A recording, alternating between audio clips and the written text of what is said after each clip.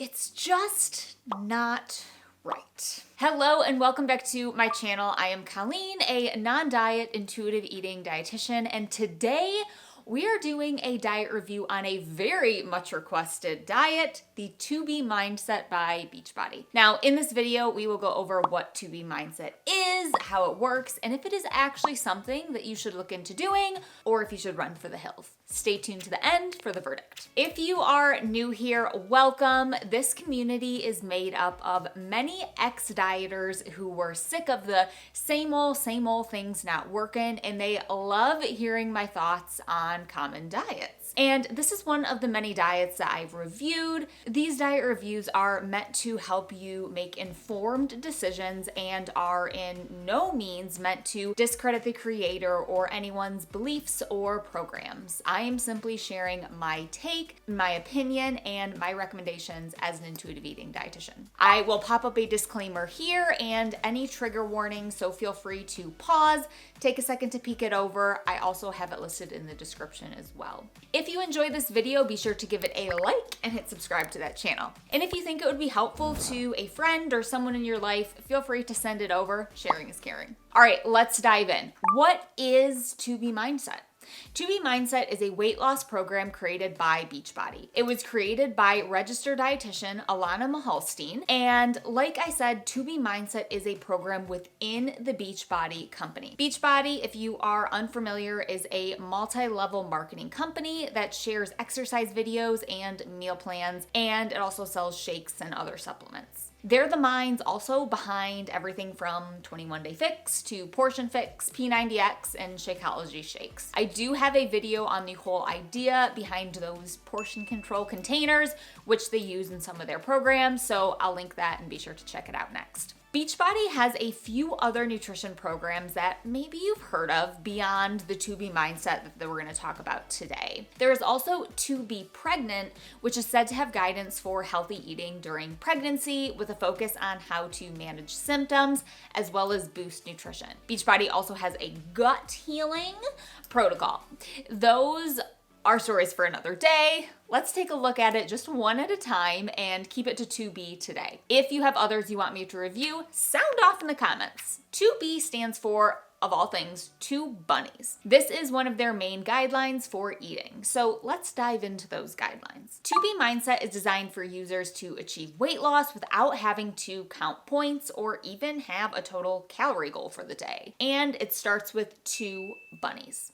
To explain this, in one of their orientation videos, the program creator is holding up 2 fingers on each hand, looking like 2 bunny ears. Altogether, the program has 4 main pillars presented by 2 ears on each bunny hand. Water's first, veggies most, use the scale, and track your progress. There are some definite pros to some of the ideas in this diet plan and some major cons. Let's cover what the diet plan recommends, and then I'll give you my take on the things. Even though the creator of the plan is a registered dietitian, just like I am, we do have different goals for our clients, which I'll explain. Water first. The first principle of 2B Mindset is to have 16 ounces of water before each meal and snack. Now, while I'm all about being hydrated, my thought is that this kind of recommendation can throw off our ability to honor and listen to our body's true hunger and fullness cues by filling our tummies with non-caloric volume. Now, while you might be thinking, cool, I'll eat less, just know that this will likely backfire into you winding up eating more later on. Have you heard of volumetrics? I also have a video on that specifically. Add that to your watch list. We'll talk about this more in the veggie section as well. Now, recommendations for how much water we need daily depends on so many different things, but a good ballpark for the average woman is 11.5 cups per day and 15.5 cups for men. However, these numbers do also include the foods that we eat that contribute to up to 20% of our water needs, which brings that daily total, if we do some math, to 9 cups for women and 12.5 for men. Exactly how much you need depends on how much you're moving, how hot it is, if you ate a salty meal, if you're breastfeeding, and even what medications you're taking. While it is nice to have a guideline, it is better to learn to tune into your your body. Water is meant to hydrate your body, not to be used as a weight loss tool to try to trick you into eating less. Next topic, veggies. If you're in the 1 in 10 American adults who gets enough veggies regularly without obsessively eating them, then bravo. The truth is that most of us could use more veggies throughout the week, but the purpose or intention that I recommend here is to boost health, not to lose weight necessarily. This is a difference in focusing on your behaviors instead of moving the number on the scale, and is what makes my intuitive eating approach different from many of my dietitian colleagues. The reality is that weight loss does not necessarily equal a healthier nor happier you. As we continue our To Be Mindset review, the next ear of the bunny is veggies most at your lunch, dinner, snacks, and naturally, To Be Mindset makes it a bonus if you cram in even more at breakfast. My take is that this is the idea that part of how our body reaches the message of fullness is because of stretch receptors in the wall of the stomach, kind of like an elastic waistband, okay? More volume could equal more energy, aka calories. So a physically full stomach could mean that you don't need any more energy. You're good. You don't need any more food. But this doesn't really always pan out. Studies have shown that the volume of consumed food had a small and short effect on satiety. Meaning that maybe you'll feel full immediately, but your body will quickly realize that it's faux fullness and the hunger is gonna come in hot. Like I said, our bodies are smart and they will know when they need more energy. In one of the videos about veggies, they explain that you could use an entire head of cauliflower to make 10 cups of cauliflower rice and have that instead of regular rice. Holy bananas, Batman! Did you just hear that? 10 cups of cauliflower rice. All I can think of is how much gas that would give me. Instead of having a portion of a food you love, like rice or pasta, you're encouraged to cram your stomach as full as possible with veggies at the expense of the real deal and pretend it's the same thing. I don't recommend that. This just makes it harder to control yourself around the real thing, and it's not as satisfying. Like eating all of the real chicken fried rice in 0.67 seconds, or binge eating cookies after dinner because you skipped carbs. By the way, we'll get to the whole dinner thing in a second. This restriction gets you further away from being in tune with your body, with what it really needs and wants, and what makes it truly feel good. More veggies? Great idea. All for it. Heck, I can even get down with some cauliflower rice. It's a fun way to eat a veggie. You have permission to enjoy that, but cramming that tummy so full of veggies at the expense of giving your body the enjoyable food and the true carbohydrates that it does need and that it wants? No thanks. Next on the no thanks list, daily weights. They say the scale is your friend. The scale, we only hate it if we don't go on it. I disagree. The To Be Mindset recommends daily weighing first thing in the morning. Talk about setting the tone for your day. Yikes. On one hand, some research does illustrate that consistent weighing can contribute to weight loss. On the other hand, some, but not all, studies link daily weight checks and disordered eating. If you follow my channel, there is a good chance that you can relate to the disordered eating front. And this was also my personal experience. The study about weighing aiding in weight loss, it doesn't give us any insight into if the person who was weighing was or was not in a solid place mentally with this, or if they were experiencing any symptoms with disordered eating. There's lots of unknowns with that study. I don't recommend weighing yourself, especially if you have ever struggled with a negative relationship with food and body. Getting rid of the scale is one of the first things that I have my clients do. But here is the real most important kicker. We can't use your weight as an assessment of your health or your life. You can be healthy in a larger body, unhealthy in a smaller body, and vice versa. The number on the scale going down doesn't mean you'll be healthier.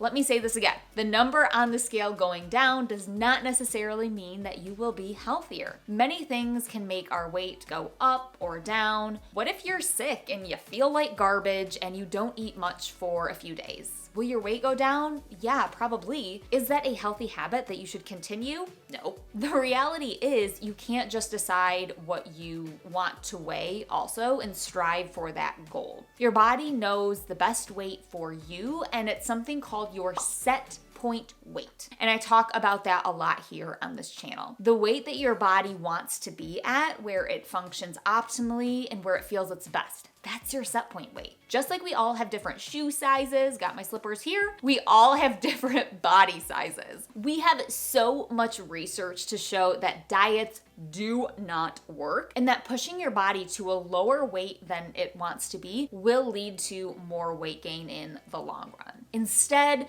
focus on how you feel, not what you weigh. Plus, we tend to assume that our self-esteem will be better at a smaller size, and there's actually a lot of research to show that this isn't true. Body image is something that you can cultivate starting now. This is where social media can be a fab thing. There are so many out there leading the charge on this. Drop your favorite social media accounts to follow in the comments. One of my personal fave body image gals is Jamie Caroma. You literally cannot look at her page and not feel positive vibes. She's fabulous. And bottom line, like I said, if you have ever had a disordered relationship with food or body, this is just not something that I would recommend doing. Next up, daily tracking. If you eat it, track it. Using a pad of paper and an app or whatever suits your lifestyle, you're supposed to track every bit of food, cup of water, coffee, and yes, silly carb. That's a thing in 2B Mindset. I'll explain. Tracking isn't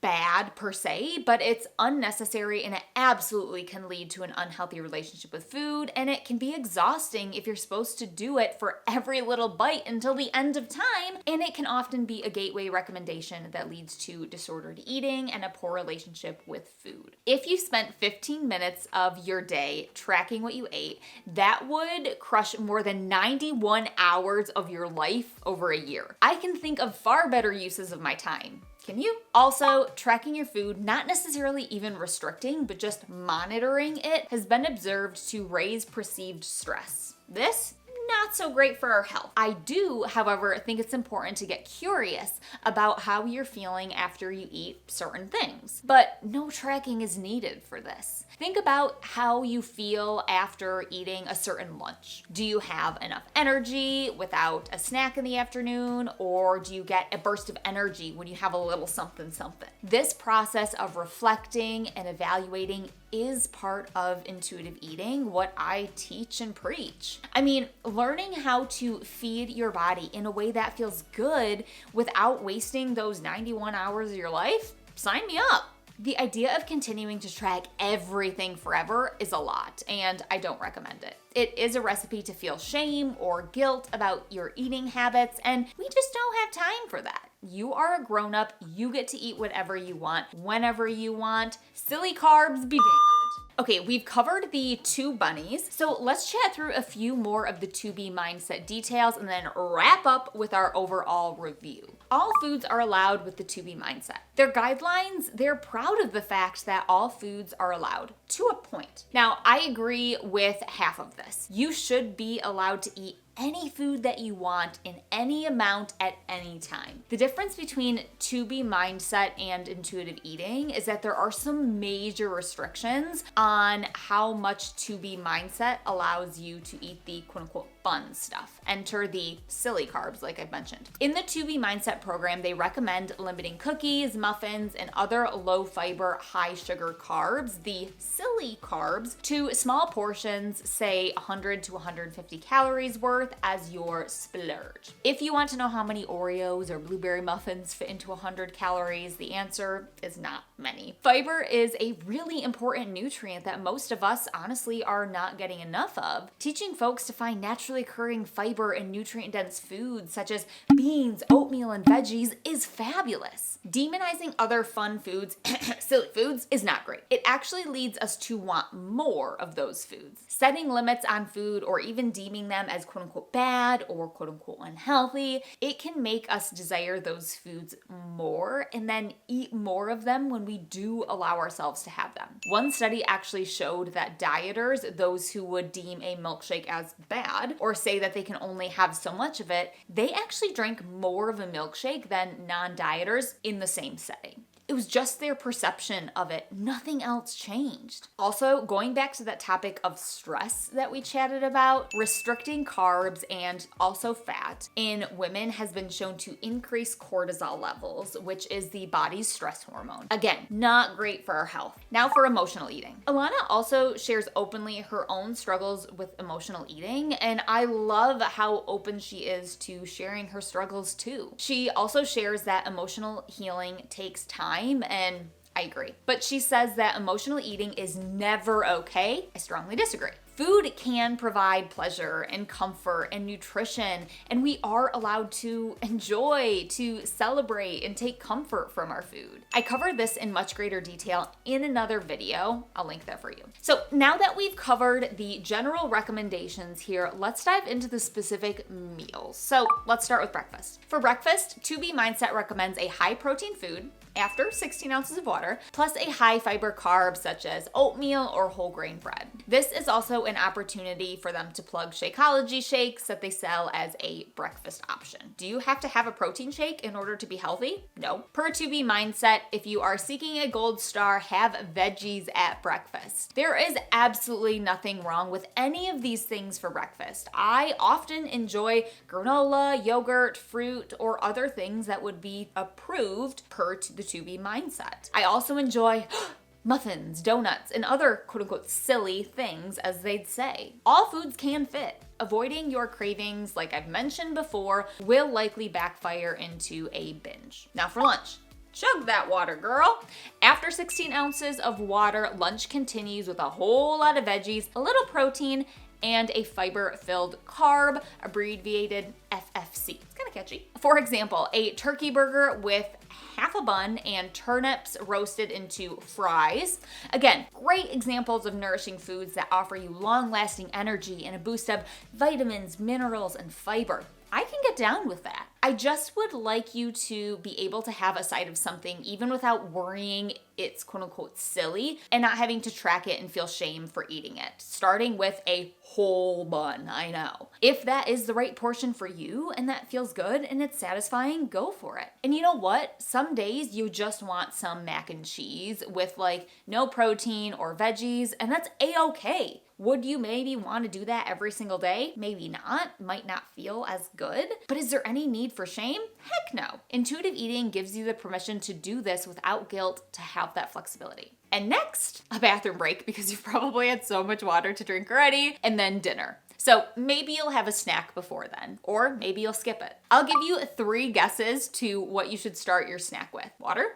Nailed it! For snacks, you are encouraged, again, to have a lot of water, more veggies, and maybe a complex carb. And if you're desperate, maybe a hard-boiled egg. You're also encouraged to consider skipping the snack unless you really need it. Friend, you are allowed to have snacks without tracking and without shame. I do like that they give you permission to have it if you want it, but let's face it, unless it's boldly stated as allowed on a diet, you're probably not gonna have the confidence to honor what your body needs. We're so used to following plans. I worry that someone who is on this plan will try to hold off for as long as possible because it comes across as kind of frowned upon, and then this will head into a binge because of that. Just have the snack. You can do that. Now dinner.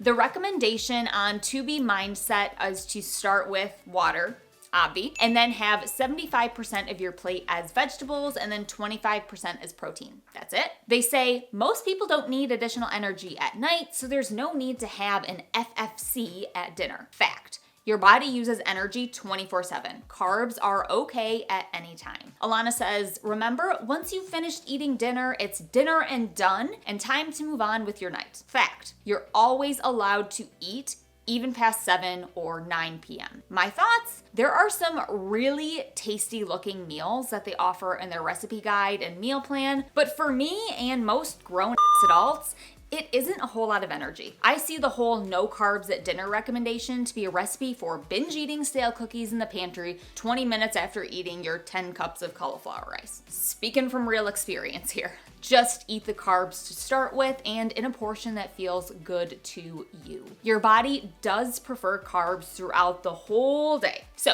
is this a healthy diet? Do I recommend the 2B mindset? Is 2B mindset healthy? It isn't just what you do, your intentions behind your actions matter too. It is kind of like when your siblings were forced to apologize after doing something jerky when you were a kid. Sure, the words were there, I'm sorry, but so too was the eye roll that your mom couldn't see, right? You could sure as heck tell the intention behind the wording was missing. Your intention around your actions matters a lot. Eating more veggies, drinking water, and focusing on whole grains are excellent habits to work on. In the intuitive eating space, we call this gentle nutrition. So I can get behind the idea of these recommendations that 2B Mindset preaches. But as an intuitive eater, I also know that working on those habits for the purpose of weight loss is not the same thing as true health and well-being. And that weight loss through dieting and food rules, which yes, the 2B Mindset is a diet plan and it is food rules, is going to wind up just causing more weight gain in the long run. Instead, I'd recommend learning more about making peace with food, your body, and to learn to listen to your body versus food rules. Because the reality is our bodies do know what's best. We just gotta learn how to listen to them again, which you totally can do. Bottom line, you can't be your healthiest self if your eating choices are based on restriction. And since a common myth about intuitive eating is that it's just the eat anything diet, let me direct you to my video on Gentutrition to explain how eating quote-unquote healthy is absolutely part of it. So here are some of the key takeaways of our little 2B Mindset review here. Like most things, 2B Mindset has some pros and it's got some cons. I love that it's promoted by a registered dietitian and that it encourages more veggies and fiber-filled carbs. I love that all foods are allowed, mostly, and it encourages hydration. But for me personally, the love stops there. At the end of the day, it is another diet promoting weight loss. Weight is not a true measure of health or worth, and most, like nearly all, diets are not sustainable, meaning that the weight you worked to lose will likely come back with some extra tacked on. Diets are such a big industry because they are alluring. We always think this one is going to be different, but it's supported by an expert. But the promises, they just don't hold up over time. If you follow my channel regularly, you know I teach and preach intuitive eating and a non-diet lifestyle to promote health and well-being, both physically and mentally, and the 2B Mindset doesn't mesh with my views. So the recommendation from me is a no. And if you're looking for a lasting, non-diet intuitive eating approach, I would love to hear your thoughts on this video in the comments. And if you liked this video, be sure to give it a thumbs up and hit subscribe to the channel to learn more about intuitive eating and living a truly non-diet lifestyle that allows you to eat in a way that feels good both physically and mentally. Thank you guys so much for watching, and I will see you guys back in another video. See you later.